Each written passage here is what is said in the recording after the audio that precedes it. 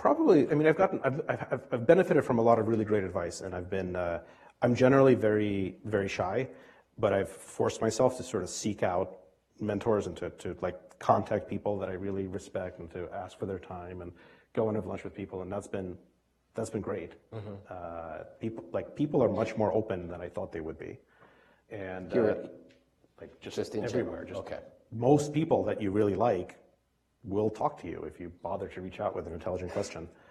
So probably the most actionable advice I got on companies came from Hiroshi Mikitani, who's the founder and CEO of Rakuten, giant Japanese internet company.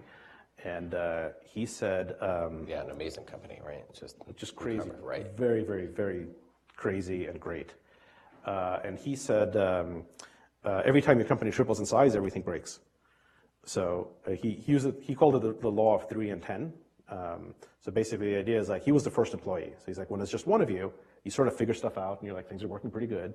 And then when there's like 3 of you, all of a sudden like it's all different. You got to refigure it out. And now like you got things working and it's all okay until there's like 10 people and now everything's broken. And then you figure that out and then you're kind of cruising along until you hit 30.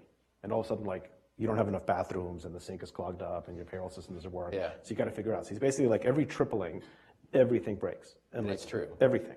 In your experience? Totally true. Yeah. And he said like startups fail very often because they don't anticipate that and they're growing so quickly that they blow through a couple of those triplings without noticing it.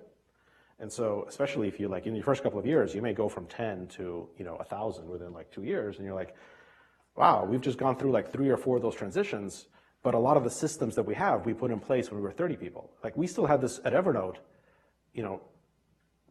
a year ago at Evernote, we were at like 350 people. We were still doing many things the way that we had done them at 10, and it's all broken. And so like realizing that's going to happen is really important.